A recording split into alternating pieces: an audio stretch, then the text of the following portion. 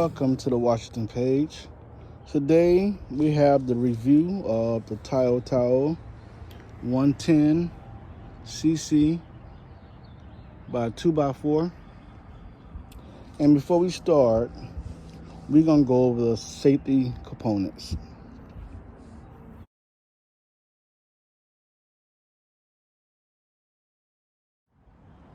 This switch right here, this switch is basically you hook it on to the rider.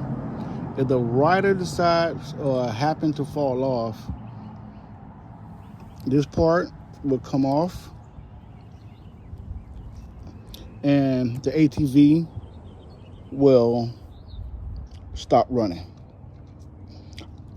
I wouldn't say it will come to a complete stop, but it will cut off. You have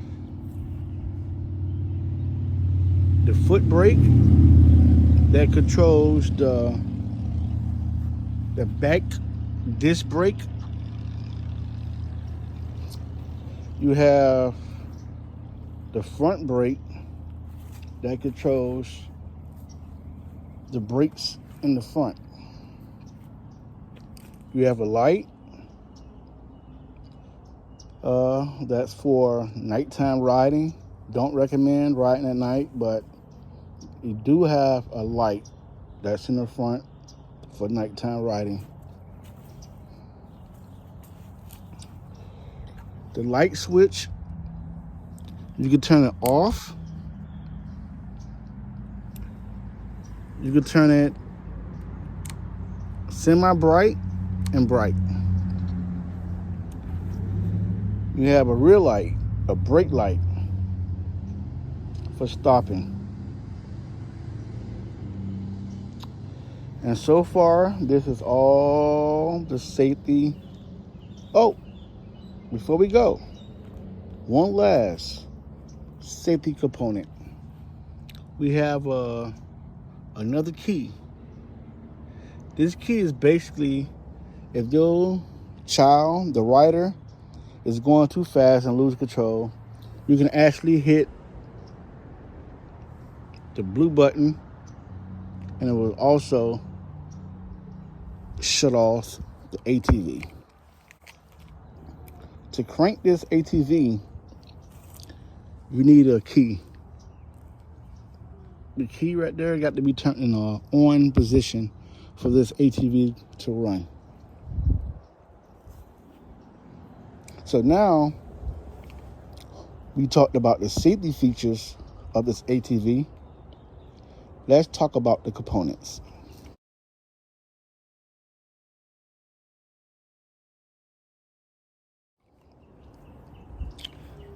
Okay, the components of the bike.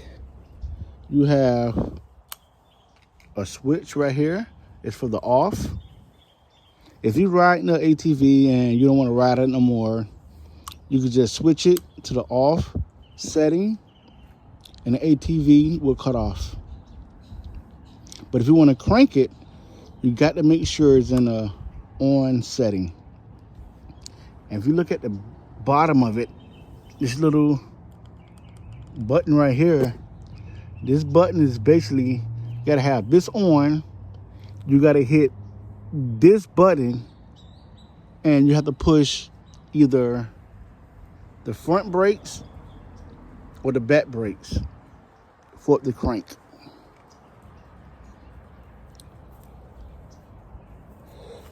Another thing that I want to talk about is the miles per hour lever. This right here, this is where you set the miles per hour. This little screw right here, this screw right here. If you turn it left, you can dial it down to about 5 miles per hour. And when you do that, that would make the throttle a little stiffer. It would be like this. It would be stiff to only get to about 5 miles per hour. But if you turn it to the right, you will have more play in the throttle. More play in the throttle. to make the ATV go a little faster.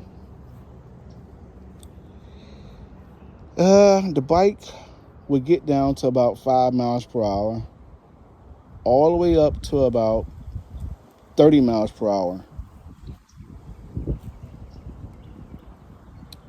Okay, and let's look at the battery component. To get to the battery, you have a lever right here, and that's how you open up to get to the battery. And notice that you have shocks absorbent in the back for heavier riders.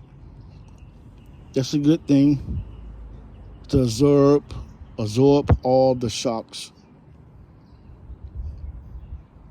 So let's open up the bike. You hit it, the bike will come open. And notice the battery. Not a very big battery, but it's enough to send power to start the bike.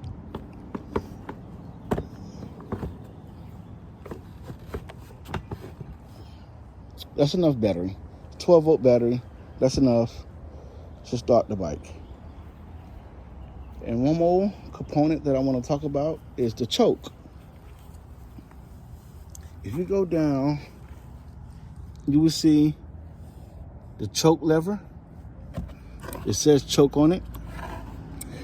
If you put it up, this is basically if you have a hard start, it's cold, you put the choke up, you start the bike don't want to start, you put the choke up. And once you put the choke up, the bike will probably start a little bit and cut off, or it probably will start and have a rough idle. Any one of those, if it starts and cut off, or it starts and have a rough idle, you just turn it back down and restart it, and it should level out. Or if it already have it start and it's rough idling, you turn it down and it should ease the idle down to the point where you can ride the bike. They also have shocks in the front. Very nice built bike. Very nice built bike. Very nice. So, with that being said, let's start the bike. I got the choke down.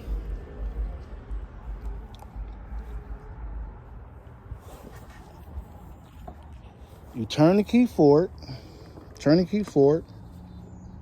And once again, I have the camera in my hand, so therefore I'm gonna use the brake, the back brake.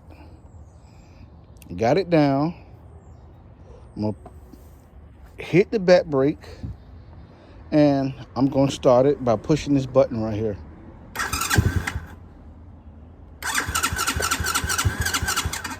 And once again, notice it didn't start.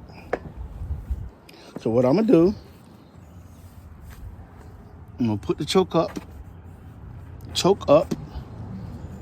and let's do it again. Push the back brake, or you can push the front brake and just start it.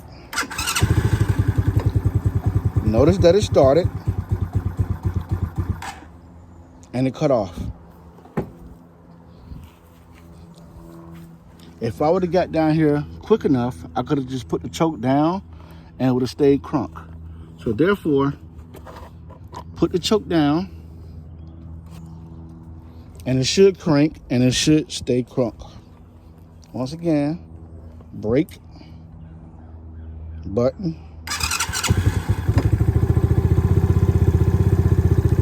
and now it should stay crunk. Backlight, nice and flashy. If you push the brake, notice that the brake light come on. Brake light come on. Nice and bright. Nice and bright.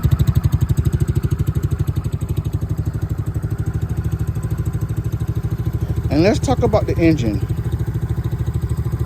This engine is a 4-stroke motor. With that being said, you don't have to mix no oil and gas together.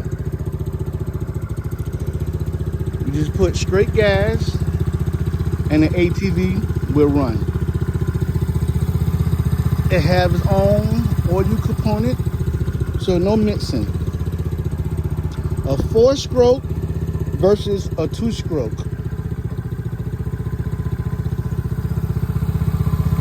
Notice you can put oil, change your oil.